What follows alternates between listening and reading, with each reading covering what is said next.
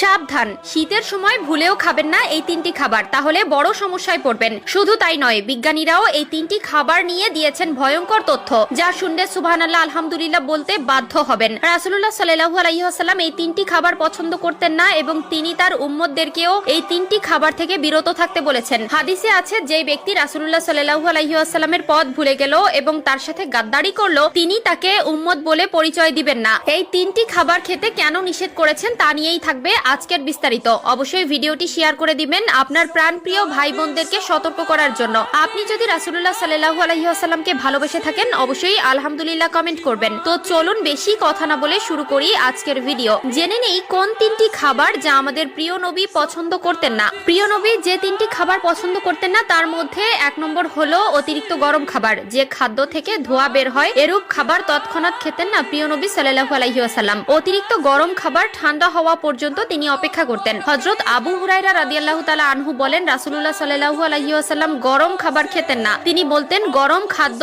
বরকতহীন। নিশ্চয়ই আল্লাহ তাআলা আমাদের আগুন খাওয়াননি। যেসব খাবার হালাল হওয়া সত্ত্বেও নিজের বা অন্যের জন্য কষ্টকর বা ক্ষতিকর হয় তা খাওয়া থেকে নবীজি সাল্লাল্লাহু আলাইহি ওয়াসাল্লাম বিরত থাকতেন। উম্মতকেও এসব খাবার খেতে নিষেধ করেছেন। শীতের সময় আমরা অনেকেই গরম খাবার খেতে ভালোবাসি। অবশ্যই এ বিষয়ে সতর্ক থাকবেন। অতিরিক্ত গরম খাবার থেকে বিরত থাকবেন। আধুনিক বিজ্ঞান বলছে অতিরিক্ত গরম খাবার পাকস্থলীর জন্য ক্ষতিকর এবং গরম খাবার খাদ্যনালীর ক্ষতি করে। এমনকি গরম খাবার ফু দিয়েও খেতে নিষেধ করা হয়েছে। আধুনিক বিজ্ঞান বলেছে মানুষের নিঃশ্বাসে থাকে কার্বন ডাই অক্সাইড। অবশ্যই বাঁচতে হলে এই বিষয় থেকে সতর্ক থাকা অত্যন্ত জরুরি। 2 নম্বরে যে খাবার অপছন্দ করতেন তা হলো কাঁচা পেঁয়াজ। হযরত জাবের রাদিয়াল্লাহু তাআলা আনহু থেকে বর্ণিত, নবীজি সাল্লাল্লাহু আলাইহি ওয়াসাল্লাম বলেছেন, কাঁচা রসুন পেঁয়াজ খেয়ে যেন কেউ আমাদের মসজিদের নিকটবর্তীও না হয়, কেননা মানুষ যেসব দুর্গন্ধের কারণে কষ্ট পায় ফেরেশতারাও তাতে কষ্ট পায়। বুখারী ও মুসলিম শরীফ। তবে রান্না করা গন্ধহীন পেঁয়াজ রসুন খেতে কোনো সমস্যা নেই। কাঁচা পেঁয়াজ খাওয়া হারাম না, তবে খেয়াল রাখতে হবে পেঁয়াজ খেয়ে সঙ্গে সঙ্গে নামাজে না দাঁড়ানোই ভালো। মুখ পরিষ্কার করবে ভালোভাবে,